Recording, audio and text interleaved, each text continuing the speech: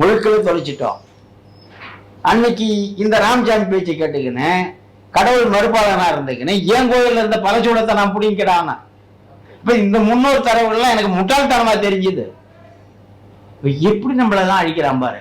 நம்ம கண்ணெடுத்தே நம்ம கண்ணில் குத்துற மாதிரி நம்ம கையெடுத்து நம்மளை வச்சே நம்ம பண்பாட்டு கலாச்சாரத்தை சீரழிச்சு ஜாமீன்லாம் முட்டாள்தானம். இப்பதான் எனக்கு புரியுது. வேதாந்த ரீதியா சித்தாந்தம் வேதாந்தங்கிற கற்பனை கடவுள்கள் போதிக்கப்பட்ட கடவுள் என்பது வேறு, குலதெய்வம் என்பது முன்னோர். தெளிவா கொடுக்குறாரு வள்ளுவர். தென்புலத்தார் தெய்வம் விருந்து ஒக்கல் தான் ஜென்றாங்க ஐம்புலத்தார் ஓம்பல் தலை. திருக்குறள் இல்ல இயல்பாழ்க்கையில சொல்றாரு. அப்ப இத பாருங்க, தென்புலத்தார் தெய்வம், இந்த தெய்வம் தான் குலதெய்வம். தான் ஒக்கல் சொந்தக்காரன் பக்கத்து வீட்டுக்காரன் நம்ம இது 3 பேர் ஆச்சு. அப்ப தெய்வங்கிறது எதுன்னா இப்ப இந்த 10 தலைமுறை 5 தலைமுறைகள் முன்னாடி இருந்தா நம்ம தாத்தா தான் தெய்வம், தாத்தா பாட்டி தெய்வம்.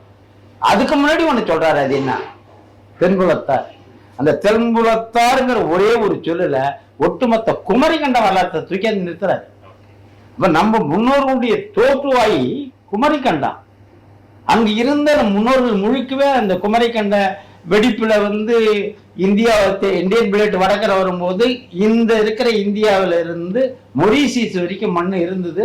அந்த மண்ணு கிமு 18,000 ஆண்டுல இருந்து 12,000 ஆண்டு வரைக்கும் பொய்ய கடல்கோள் ஏற்பட்டு 12,000 ஏற்பட்ட பெருங்கடல்கோள்ல தான் அந்த பகுதியில் இருந்த மக்கள் தான் புலம்பெயர்ந்து மேற்கு கரை வழியா சிந்து வெளிக்கு போனது. இங்க தமிழ்நாட்டில் இருந்தது இல்ல தமிழ்நாட்டில் இருக்க அங்கேருந்து நவந்து வரல. தமிழகம் பிந்துசாத்துரா மலை வரைக்கும் மக்கள் தொகை இருந்திருந்தது. அது கண்டால வறட்சி பகுதியின் தர போகல. அங்க கடல் வீழும் பொழுதுதான் அங்கிருந்து மிதைகள் மூலமோ படகுகள் மூலமோ அண்டை நாடுகளுக்கு புலம்பெயர்றான். மேற்கு கரை ஓரமாவே சிந்துவெளி முகத்தாவத்தில் ஏறினது தான் நான் சொல்றது 12,000 கிமு 12,000 16,000. அப்படி அந்த ஒரு குரல்லையே என்னுடைய நெடிய வரலாறு வருது. அப்ப என்னுடைய வரலாறு என்னன்னு நான் தெரிஞ்சுக்கணும்னா என் கொலச்சாமி வேணும், என் வரலாறு வேணும்னா என் குடிப்பட்ட வேணும். இது ரெண்டையுமே தொலைச்சிட்டீங்களா? இதோட இல்லாம இன்னைக்கு என்ன கொடுமை நடக்குதுன்னாக்கா தமிழ் குடிகளுடைய ஒவ்வொரு பெயரும் இன்னைக்கு அவரு கேட்டீங்கல்ல, இன்னைக்கு கணக்கெடுப்பு மக்கள் தொகை கணக்கெடுப்பு எடுக்கும் பொழுது மொழி சேர்க்கப்படணுமா குடி மட்டும் போதுமானீங்கல்ல? இப்ப ஒவ்வொரு குடியும் மாற்றப்படுது. தமிழ் குடியான குயவர் குடி, தெலுங்கு குடியான குலால குடி சர்டிபிகேட் பட்டம் கொடுக்குறாங்க. இப்ப கேக்குறாங்க இல்லையா, நான் தமிழ் குடி தமிழ் குயவர் குடி வேளாறுன்னு சொல்லுவாங்க, குயவர்னு சொல்லுவாங்க, எனக்கு அந்த சர்டிபிகேட் கொடுன்னா இல்ல குயவர்லாம் கொடுக்க முடியாது குலாலான்னா தான் கொடுப்போம். அது தெலுங்கு குயவர், அவங்களுக்கு குலாலான்னு பேரு. அப்போ தமிழ் குடியே தெலுங்கு குடியா மாத்துறான். இப்ப இங்க என்னன்னாக்கா கோனார் இடையர் ஆயருங்கிறது தமிழ் குடி. அங்க போய் கேட்கும்போது யாதவாசன்னு கொடுக்குறான். யாதவாசங்கிறது தெலுங்கு குடி, அகில இந்தியன் வந்தது. அப்ப தமிழனை தமிழ் அடையாளத்துல இருந்து எப்படி வெளியே கொண்டு வரான் பாருங்க. இங்க வைசியர் செட்டியார், அவர் தமிழ் செட்டியார். தமிழ் செட்டியார போய் வைசியர்னு போறதோட இல்ல ஆரிய வைசியா, ஆரிய வைசியா 24 மனை ஆரிய வைசியான்னு போட்டீங்கன்னா நீ தெலுங்கு குடிக்கு போடுற.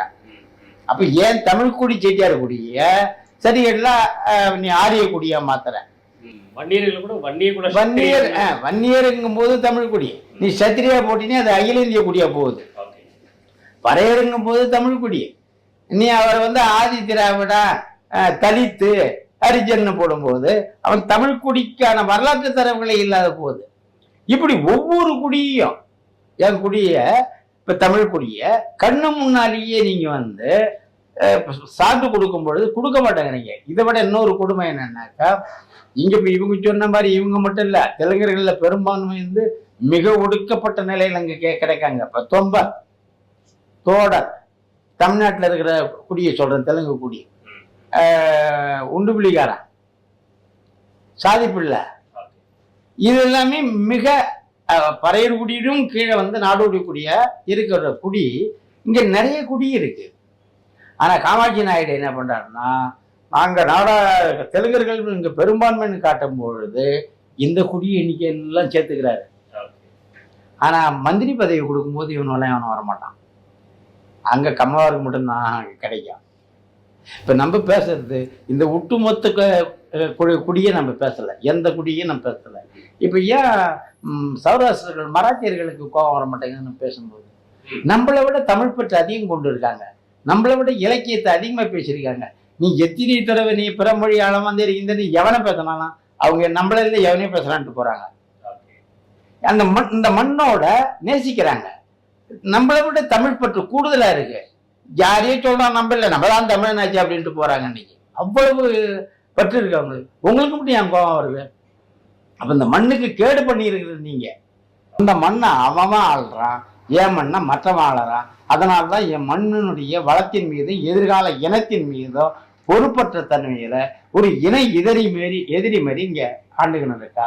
அதனால இங்க வந்த மக்களை நாங்க சொல்லும் பொழுது ஒட்டுமொத்த மக்களை சொல்லல, எங்களை ஆளறவங்களை தான் நாங்க சுட்டி காட்டுறோம். வாழறவங்களை நாங்க சகோதரனா தான் உறவாக ஏத்துக்கிறோம்.